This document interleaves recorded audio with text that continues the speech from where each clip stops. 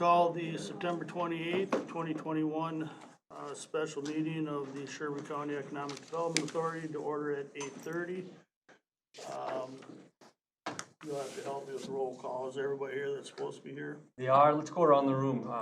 Keisha's filling in for Chrissy, so just so she gets the names down for the motions. Andy Muller. Rand Danielowski.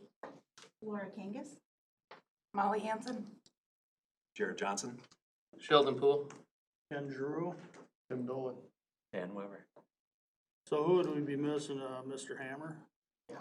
Okay. All right, everybody buckled in for another exciting meeting. We have a, first order of business would be to approve the agenda for today. I'll move approval of the agenda. I'll second. All right, we have a motion and a second. All in favor? Aye. Opposed? Approval of the August 19th EDA minutes. They were in your packet. I assume everybody had some good reading with those. We'll take a motion to approve. Mr. Chair, I'll move approval of the minutes. All right, we have a motion I'll second. and a second. All in favor? Aye. And opposed? First item of business is the Carlson Development Group LLC Premier Marine Tax Abatement Finance Request. I think Dan's gonna cue this up for us. Yeah, I'm gonna give a little summary. Yeah, Mr. Chair, I'm gonna go ahead and recuse myself due to a conflict, so I'll be Absolutely, exiting we the conversation. understand. So staff has received a tax abatement application from the Carlson Development Group, so I'm gonna go through some of the application specifics and then talk about our policy a little bit and how it fits, and then turn it back to you. Premier Marine is currently located in Wyoming, Minnesota, and they're in the process of moving to Big Lake. They were established in 1992, and they manufacture luxury high-performance pontoon boats. We do have a video at the end, so I'll show that once I get through this. And they do have projected revenues totaling $85 million by 2024, so it's a pretty big project for our area. Here's the location. It's right next to the Big Lake Industrial Park. It does show a township parcel number right now, but since this was put together, it has been annexed into the city. So it is in the city of Big Lake right now, right off Highway 10. It's 85 acres. It'll be a 150,000 square foot manufacturing facility with a 30,000 square foot shop, and it might even be a little larger than that as they are going through the planning process right now. It's got over $25 million in project costs. So like I said, it's a very large project. Be located on 20 acres, and then the back 60 would be available for future development. So this would hopefully have some spin-off development that goes with this project as well. And $1 million in public infrastructure would be put in to help move the project along. Sensitive clicker here. It's a $10.6 million project from a taxable value standpoint, which would generate a property tax of almost $400,000. And you can see the different entities. The school would get the $80,000. The city, there was a tax abatement applied for in the city, and I believe they approved a 12-year tax abatement at the city level. And then the county portion is the $96,000 you see there. The application here at the county level is for 15 years, so the 15 times the $96,000 estimated tax bill would be about $1.45 million over the life of the tax payment. The project would create 263 jobs, and this is a conservative estimate from what I've been told. 193 would be relocated, and then 70 new jobs would be created here due to the expanded space that they would have. You can see the average wage is about $46,000 per year, and then they also have full benefits as part of that as well. And we always do an economic impact of each project that comes in. That's how we score the application, and you can see these 263 jobs have a lot of spin-off and ripple effects that would create up to 400 jobs based on the in-plan model, and you can see the value added is the big column. That's $75 million. That's the GDP for the local area that would be created from this project. So when we look at the scoring system, we have a score of 54. And then when you look at our overall project, the score 54 would be in that high tier. So they would be eligible for 100% of the request based on our current policy. As I said, the applicant also applied for a 15-year in Big Lake and was given a 12-year abatement that was approved at the September 8th meeting. And Keisha, can you click on that link so they can see that video that pops up?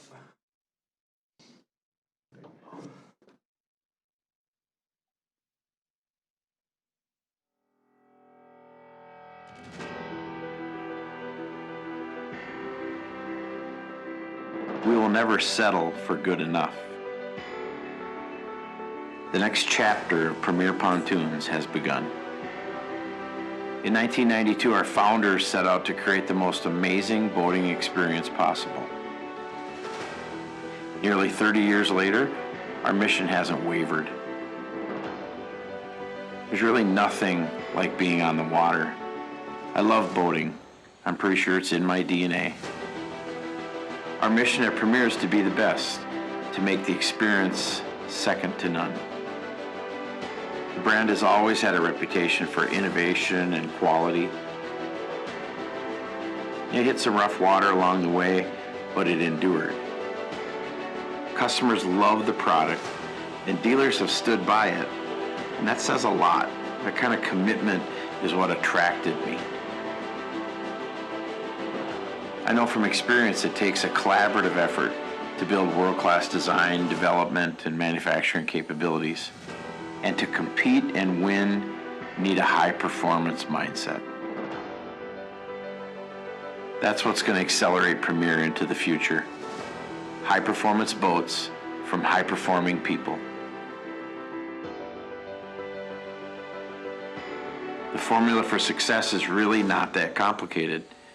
Operate with integrity, strive for excellence, focus on improvement, have a positive attitude, and leverage teamwork.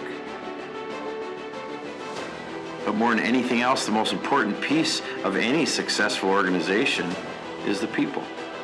They always come first. We're going to make some waves in this business, and we're going to surround ourselves with people who are ready to do the same. Execution. So with that, as I mentioned, it does fit the policy parameters, it does score high, and the county board is looking for a recommendation from this group for their October 5th meeting. I'll turn it back to you, Ken. All right, with that, let's throw it back to the board for some discussion, motions, or wherever you wanna go with it. So the 263 jobs, are those coming from Wyoming or are those? 193 are coming from Wyoming, and they're adding 70 here, so anything above the 193 would be new employment here in Sherburne County. Would be brand new jobs created, I should say. And they did have a projection of over the next 5 years of adding even onto that, from my understanding. So it would be one of the largest employers in the area. It would be one of the largest employers in the city of Big Lake, for sure. I would make a motion to approve recommending this request for abatement from the Carlson Premier Marine. I'll second that motion. All right, we have a motion and a second. Any further discussion? Hearing none, all in favor? Aye. And opposed? Aye. And the motion carries, congratulations. Just to be clear, that was a 15-year? Yes. Yes, I should have said as presented. Thank you. We're all square, we're all legal? Yep. Everything good? All right. Number 5, manufacturing industry update. Was Tim gonna join us for the rest of the meeting, or? Good question.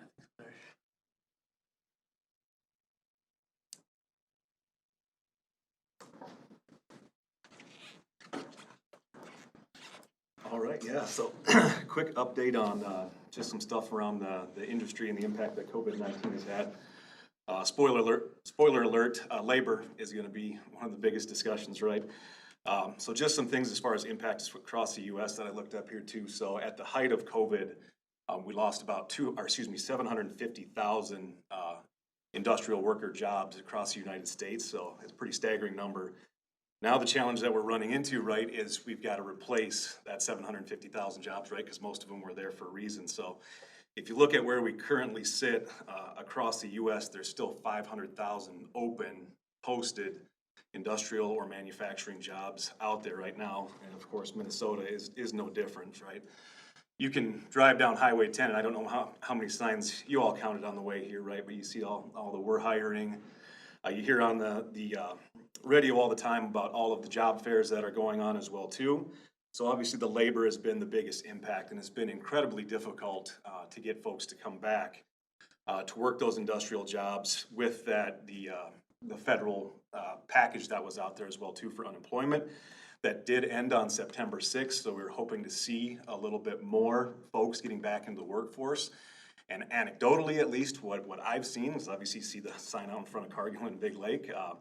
We haven't seen nearly the increased influx that we were hoping to see after that September 6th. It's still been very, very difficult to get folks working back in the industrial sector right now too. So what that's done is pushed a lot of the industries to either one, throw out incentives, right? So you see a lot of the $1,500, $2,000, $5,000 hiring bonuses. But more important or impactful, right, it's driven labor prices up. So your standard increase on an entry-level labor position year on year for manufacturing, typically in our area, is about anywhere from 2 to 4%. What we're seeing right now is businesses are pushing that up to 10 to 15% here recently as well too. And again, we're no different. We've had to definitely adjust that way. And we're also seeing that the turnover is still incredibly high. And that's mostly folks who get in the door, they'll work for 2 to 4 weeks, sometimes a lot. Unfortunately, the feedback we've gotten is they'll collect part or some of that hiring bonus, right? And then they'll be back out the door and not in the facility again as well too. So, but we have seen some increase since the September 6th changes too, but we've also gotten a lot of feedback in our hiring event from folks where it's been, well, now I have to come back to work, right? So not necessarily the right incentive piece or the right kind of attitude sometimes we want to see in there. But we're hoping as we get farther out too, we continue to see those numbers increase as well too. But the other part about labor costs, right, was when you increase that, Ken, you mentioned last time, right, with the price of windows, when they go up, they typically don't come back down, right? Well, it's the same thing for labor, right? When someone comes in the door at X amount of money, regardless of what kind of situation you were in when you hired them, right? At the end, when we get through all this, right, they're not going to be very pleased if you come back and say, okay, we're going to go back to our pre-COVID wages here too. So, and those are all costs that ultimately impact the price of finished goods, right? You've seen in the grocery stores, right? Certain items are going up rather significantly, and that's a lot of those pass-through costs that we're seeing in industry as well too. So, I mean, labor is, again, the number one challenge, and we continue to see that as our number one challenge for about the next 18 months is what our business at least is projecting. Other impacts as well too, and a lot of these can be helped out a little bit with some of the different CARES Acts or incentive stuff as well too. But of course, right, the PPE for industrial workers as well too, the increased PPE, the chemical cleaning costs too that we've seen, sanitizing stuff, all that. I mean, it can be pretty significant. I can't say exactly which business this is from, but I know it pretty well. But I know a plant in Big Lake that spent upwards of over $500,000 in different associated costs with COVID-19, right? And again, all of that goes into essentially the bottom line, which then has to get passed through into finished goods. But there have been some best practices that have come out of that as well too, as far as, just like the folks understanding more when they're sick to stay home, right? You used to have a lot of folks fighting through flu season that was still coming to the plant, get other folks sick, and obviously with COVID-19, there's been a lot more focus on that, and we've gotten some pretty neat technological advancements as well in the different facilities as well. Like in ours, for example, used to see a trailer sitting out in front of the facility, right, which we had active screening to come in, you get your temperature taken, answer some questions, make sure you can go into the facility.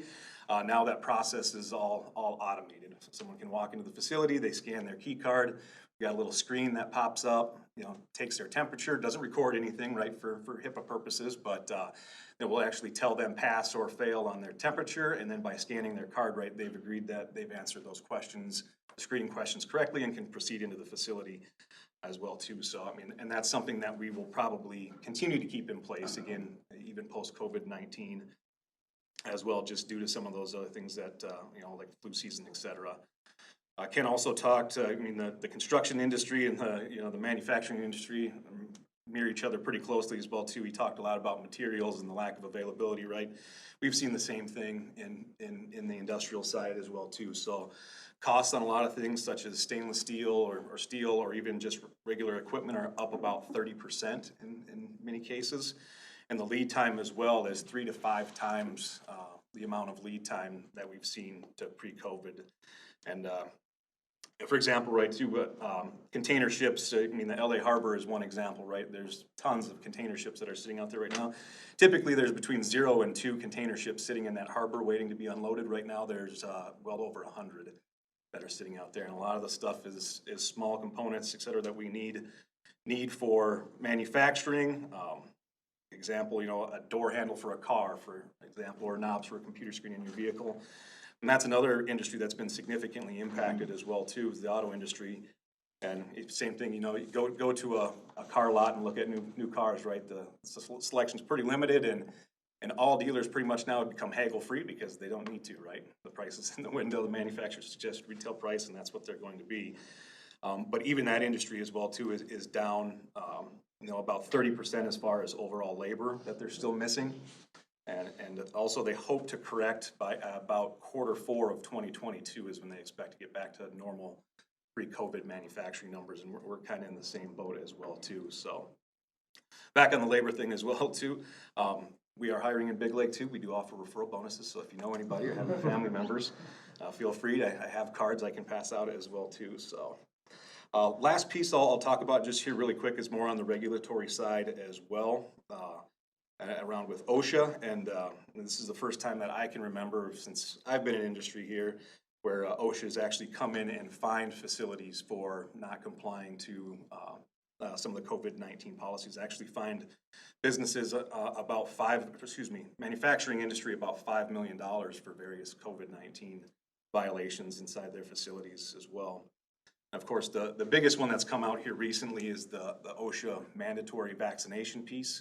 I don't know if anyone's seen too much on that, right? But any facilities with 100 or more people have to have mandatory vaccination and or a rigorous testing program in place as well too. So there's been a lot of pushback on that one, obviously for various reasons. And actually, everyone knows Tyson, right? One of the biggest food manufacturers in the nation here. They were the first to come out with mandatory vaccination for all their employees prior to the OSHA piece. And of course, it was met with a lot of mixed feelings by their stakeholders. Their corporate headquarters is actually in Springdale, Arkansas, where we have several of our Cargill facilities as well too. And when they came out with that announcement, there was a lot of inquiries from Tyson stakeholders at Cargill on inquiring about jobs as well, because they didn't agree with the mandatory vaccination piece. So, but as far as Cargill's stance or our stance on it, right, we always say one of our guiding principles is we will obey the law. And so we are currently working out our plans on exactly how we address that via the vaccination piece again, or the mandatory testing throughout the course of the week. But those have really been some of the biggest impacts. Like I said, the labor piece continues to be our biggest concern. And again, as we get farther and farther post that September 6th piece, we're hoping to see more and more folks back into the industrial labor pool as well here. Good to see another company coming into the mix too. Makes me a little nervous with competing with them for the 75 jobs, but it is what it is. But again, excited to see that growth for them as well too, and look forward to welcoming a new neighbor out there as well in the industrial park area. But those are really kind of some of the key points here. And again, thanks Dan for letting me give a quick update. But again, any questions on any of that information, or any questions on something maybe I didn't cover that you guys were curious about? Are manufacturers looking at more automation as it gets different? That's a great call out, Dan. And actually, yeah, that is one thing that we're definitely turning to in a lot of our facilities. But that's really nothing that's I would say COVID driven specifically, right? We were trending in that direction prior to the pandemic hitting. This has just put a lot more emphasis on the speed at which we need to get that new technology into the facilities as well. So that is a huge, and we specifically in Cargill, we have an initiative called Factory of the Future, which addresses that exactly, is how can we, with our challenged labor markets, automate absolutely as much stuff in our process as we can. And again, it's not because we don't want to create jobs, it's just because, again, we have to manufacture this stuff and we don't have the labor to be able to do that at the level at which we would like to right now. I had a question, Jared. In regards to the hiring process, I was curious how, if someone were to apply, would they do that online? Yep, you can do that multiple ways. Most facilities or businesses, you'll see like a code on the bottom of their signs or a web address, along with a phone number as well too. So most of them you can apply online. Or again, we have direct lines that you can call to apply as well too, but. Because I had heard that, you know, I do see also people comment on our social media area about how a place is saying that they're looking for people, and someone will say, well, I applied and never got a call back. And then I was at the chamber meeting last month, and what's that gentleman's name that comes out from Deed to do the? Luke Reiner?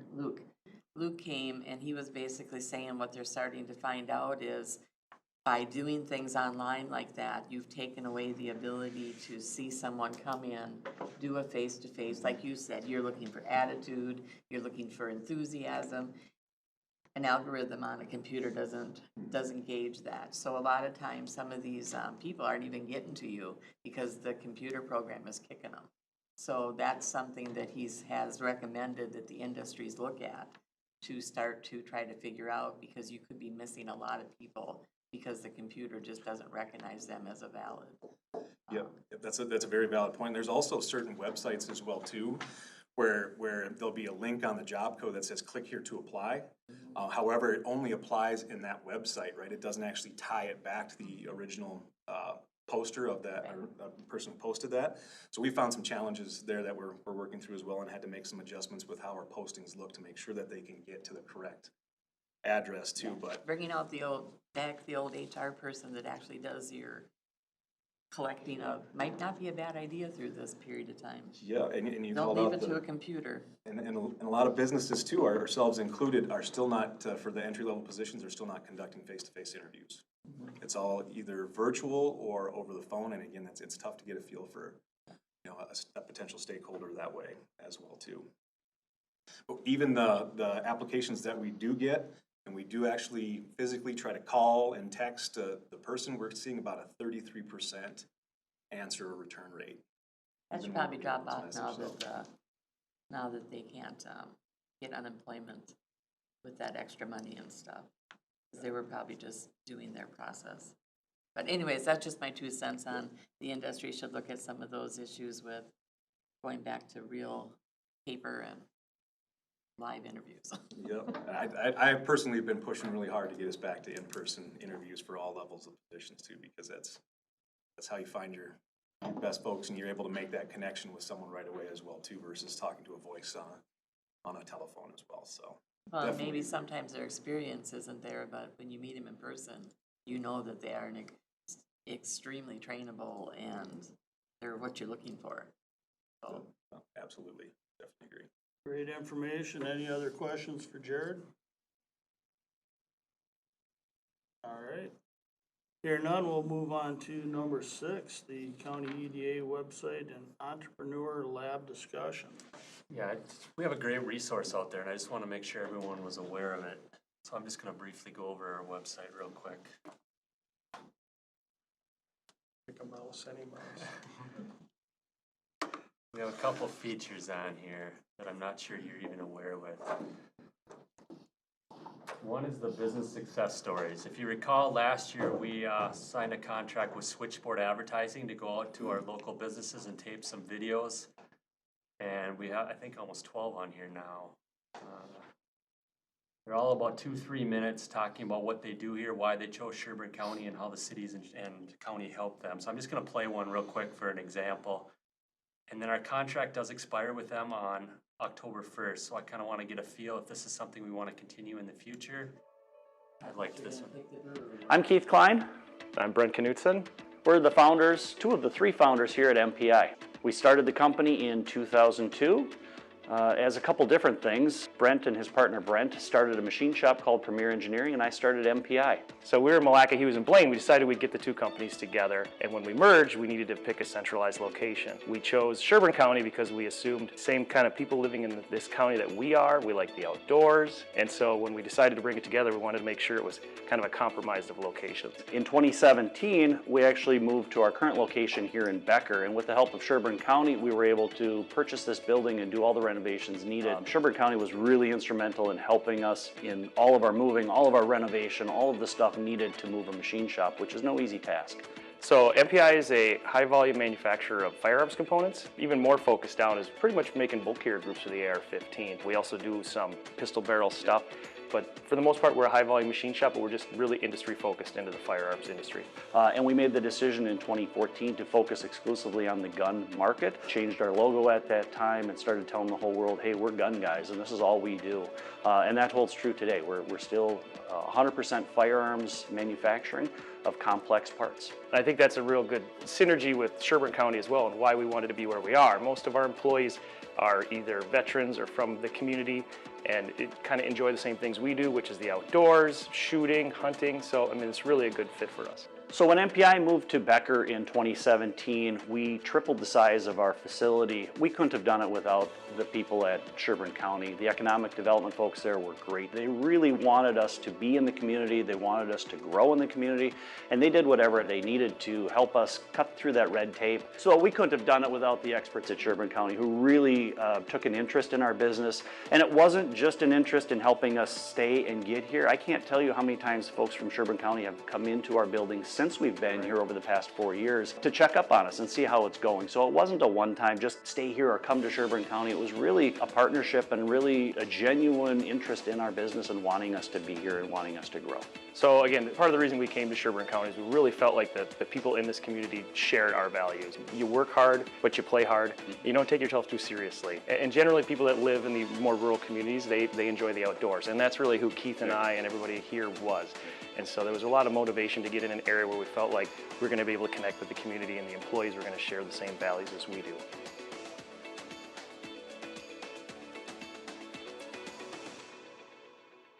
And like I said, there's about 10 or 11 more. You can see the pride that these people have when they talk about their businesses. It was kind of cool to be involved. And I guess I would recommend we continue to do this because every time I reach out to this business, or these businesses, they always want to be part of this. And they're pretty cheap to put out here. But like I said, our contract is expiring. We did, the EDA recommend us, I think about 1.5 years ago, 2 years ago to do this process. And they actually created this website for us as well. So I guess I'm just looking for feedback from the group. Is this something we want to continue? Do you get analytics, Dan, to see how many people? I figured someone might ask that. I haven't, but that's a good point. But you could. We could, yeah. And we tried to split it. You can see we have just about every community represented on here. It's not all in one area. So just off that, you can't see how many views? We can't. I mean, maybe our IT could. But that's a great question, Lauren. I could certainly have that for next meeting if you want me to look into that. Well, I think it's helpful too to hear it right from the mouths of the business people that are, instead of some person like in economic development speaking. This is coming right from the people that have dealt with the process. And these are usually businesses that have come through the EDA and used some of our programs, so it was kind of a good marriage. So for now, maybe we just table it for now, but I'll bring it back to the next meeting for discussion. Do they give you, what's the cost to like renew it? Is it? Well, we have a studio in there. I mean, it was a $20,000 contract over 2 years, and they did a lot of different things for us. This was just a small portion of it. So this is the portion I think we should continue, because like I said, when you reach out to these businesses, they're pretty proud to talk about themselves and how their business is growing. But the analytics is a great question. I'll bring that back. Another thing we have on here is the Entrepreneur Lab.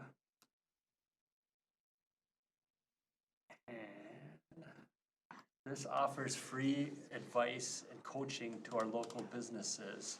And it's a pretty slick process. There's coaching, business management, roundtables, panel discussions, technical assistance. It's all free. And all you do is click on it to schedule a session. And it's done by Google Meets. As soon as I say how effectively this works. Well, that would be the next item on broadband. Yeah. So literally, you can pick a session. There's plenty of dates available. Like if I pick the 13, all these times are available. It's a 45-minute session. That's a Google Meets. It's free. And we did it with our last round of business relief grants that you had to schedule a session. And I didn't get any negative feedback. I thought I'd get some complaining, why do I have to do this? Everything was positive, and a lot of them have signed up for additional sessions. And Keisha, I don't know if you can bring up that PDF that I had in the,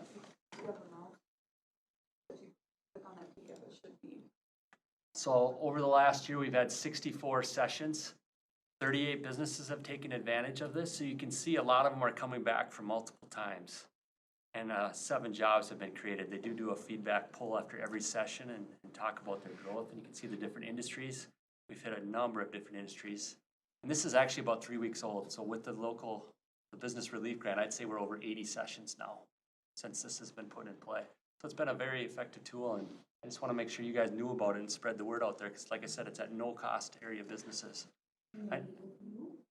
No, it's not with me, it's with an actual expert in these industries. It's called the Rural Ideas Network. How do you have enough hours in your day?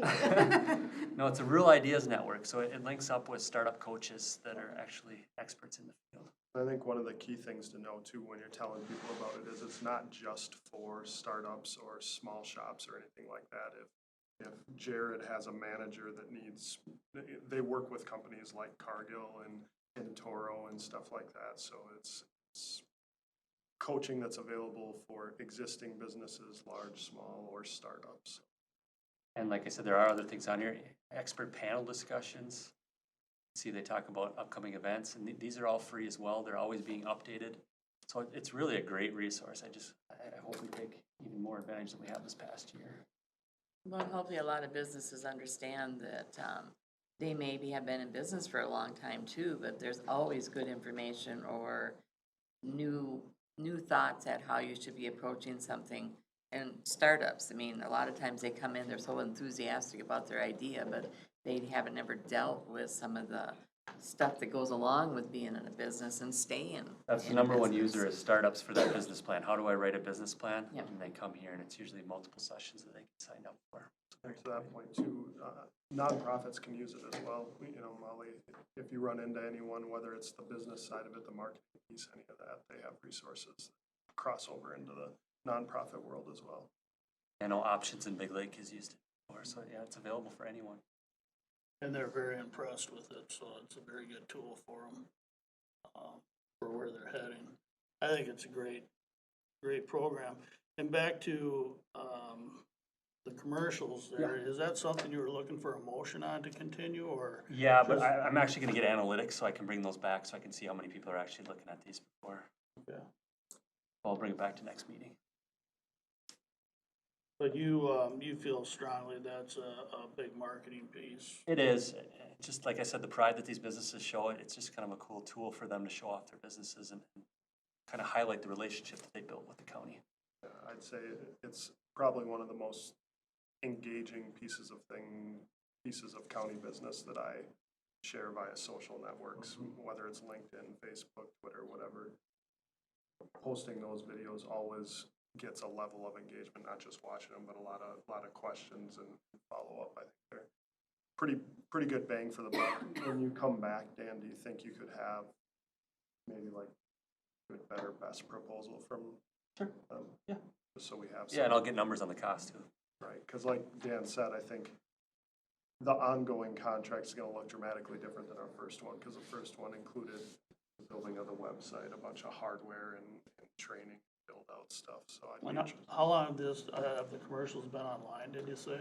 2 years, but we're constantly adding to them. Loopland was the first one we did, and then every couple months we add a few more on there, so we want to keep that content fresh. So most of this stuff does take a period of time to gain traction as content is added and it gets spread out, and so it's really not the type of initiative you can shut down too quickly and regain your investment on, in my opinion.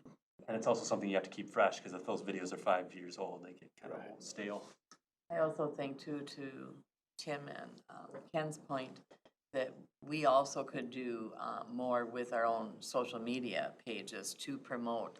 Not everybody says, hey, I'm gonna spend a little time going on the Sherburne County website today, but yet they're on social, they're in their Facebook or they're on their social media content.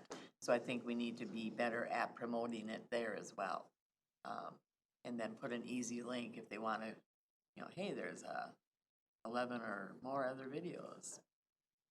So I agree. I don't think it's anything that we want to stop doing.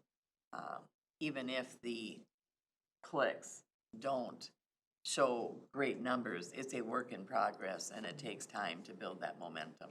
Same thing with our entrepreneurship, or entrepreneur lab.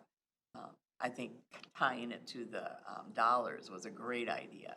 I wish we would have thought of that on the first round. And then people start to spread the word. And just one last thing, a lot of you get questions about what, I want to move into your county, but I don't know what's available. We do keep a new list of available buildings on here. And this is live, it's interactive, you can search. It's a great tool that our GIS department put together. And you can search by community, by zoning class. It's a very powerful tool. So if you ever have anybody ask what's available out there, feel free to send them here, and we do update this monthly. It's a pretty exhaustive list. It comes right through MinCar, so it is a good list of everything that's available. And like I said, we do update that monthly. Again, that's a great resource. I use it quite often. Sometimes not even specifically to look for a piece of property, but to get an overall feel for what's available out there. Just kind of a big view of, what areas are, have what, so I can be a little bit more prepared. Shall I get that call? Should I talk to that person? I've got a little bit of a start. Plus, it's just interesting for me to go through and check that stuff. So yeah, I think that's another great resource that is money and time well spent. And one other note on the GIS app that Dan mentioned, that's kind of a work in progress. So if you guys get some time, or you talk to brokers and they have some time, or whoever might be interested, go through that, utilize it, give us feedback and suggestions to what can change, what needs to change, what's missing, what doesn't need to be there. It's a tool our GIS developed, so it's we're learning on the fly as far as what's going to be effective and what's not. But I think being able to search by zoning class and things like that for site selectors and people looking at building or moving or expanding is nice. Yeah, it's a pretty powerful tool. You can just move around the counties, and these are all available properties. Or zoning, like I said, they've done a great job. All right, any questions, any further discussion about the entrepreneurial lab or website? I think that's a great I think out of all the tools, just what we've just gone through here with this website and the entrepreneurial lab is going to have the longest term effects for the EDA. It doesn't have the flash that tax abatement does, because you're not talking $1 million, but as far as foundational effects that are going to go long term, I think you guys are just nailing it on that. Thank you. All right, number 7, we're talking some broadband. Well, number 7 was actually on there 2 weeks ago. The event was last week, so I wanted to use it as a preview and make sure you guys knew it, but I'll do it as a recap instead. We had about 40 people from the local community on a broadband call last week. Laura was on there as a provider, and I think there's been a real shift with providers wanting to partner with local communities. That was kind of the theme of the project, is if you have an area that needs broadband, contact your local providers and start working with them. So it was people from Benton, Stern, Sherburne, and Wright were all on this call. And we had about 8 or 9 different speakers. Rayanne kicked it off, and then each of the commissioners talked about what they were doing in their areas. And I guess I'll leave. You guys want to add anything? You were both on the call. I thought it went as well as it could have. I think what I took away from the call, which I was assuming would be the case going in, we're all dealing with the same issues and the same process and problems, and so we're no different than any other of our neighboring counties. It's just trying to figure out how do we work together to expand and grow. And I think we could all agree that if the federal and state government would start looking at this as a needed utility as versus a luxury, and not force us to compete against the limited amount of dollars that are out there. I found it very, very, very interesting, informative.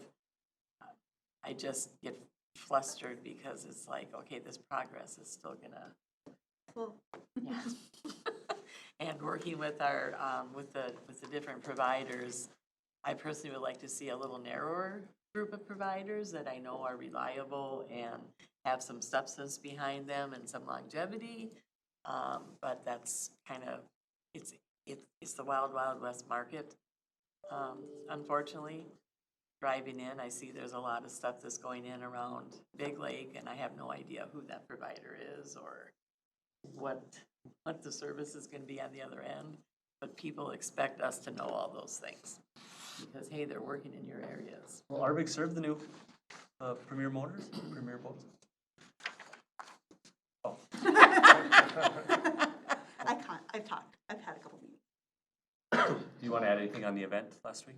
No, I think, like what Rianne said, I think it just, with prior, when Dan reached out, how many years ago when we started the broadband committee, there weren't very many providers that stepped up. And I'm kind of like you, now there's a lot more providers that are stepping up and saying, oh, yeah, sure, we can help out. So I think, that's one thing, just trying to work together, because doubling up in some of these rural areas to have 2, 3 Silly. providers, we could be going other places. So I think, I still stand by, I think we need to work through the counties and cities and know who the other providers are and not be coming into some of those territories, because we all want to be successful in bringing it. So I think. And what I took away from it too was Sherburne County is one of the counties that has been at it the longest. We were one of the first ones that actually did a study. The other ones are just now starting to do studies, and we've already done an update. And I think another big concern is the self-reporting of the industry in the service map. We, I think, could all agree on that phone call that was not even close to what you're actually getting, but yet that's what you get judged on for the dollars. So that was another frustrating part, and the federal government giving away money without enough strings attached, and that's the RDOF situations where 6 years in order to provide something in certain areas, is never going to happen even at the end of 6 years.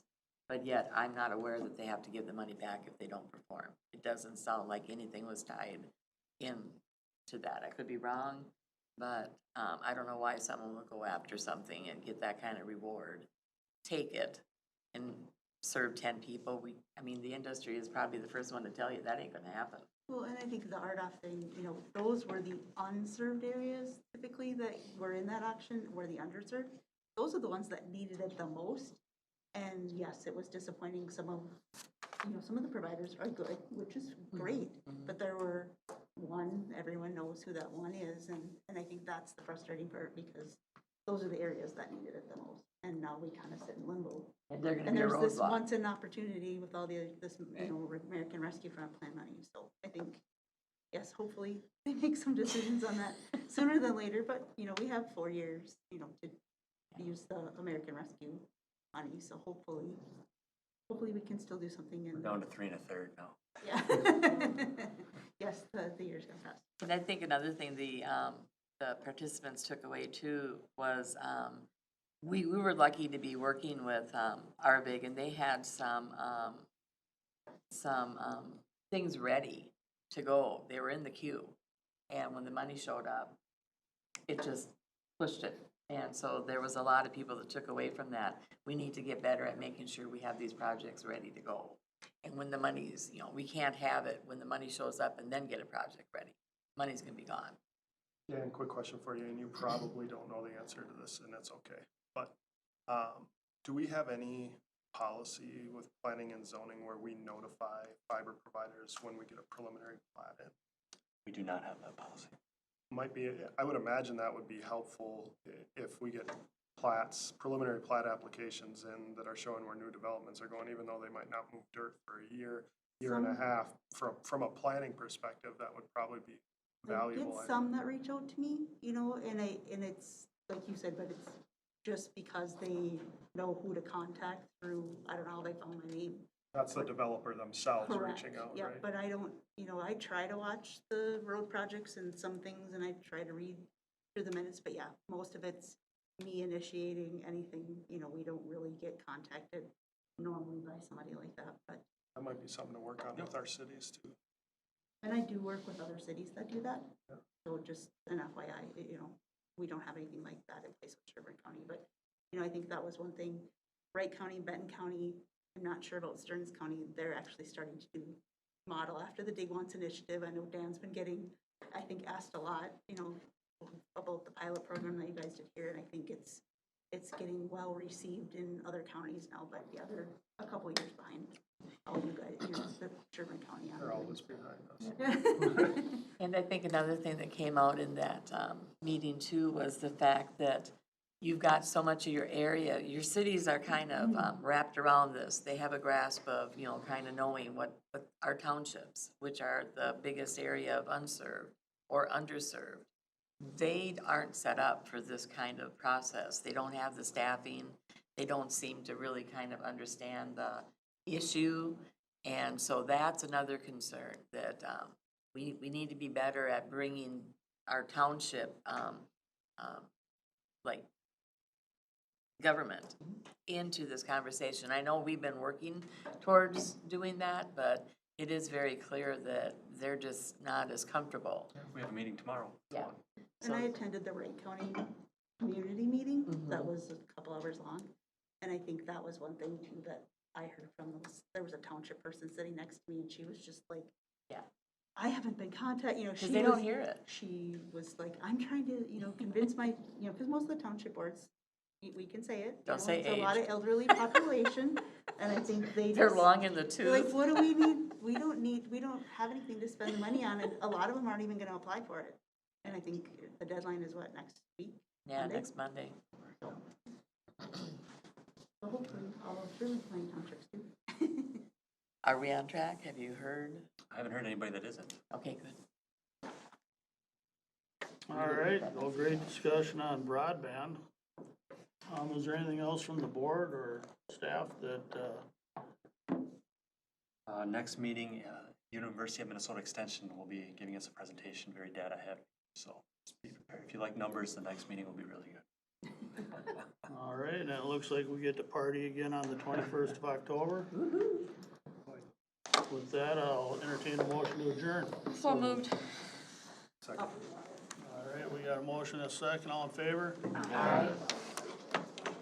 Timing perfect, right?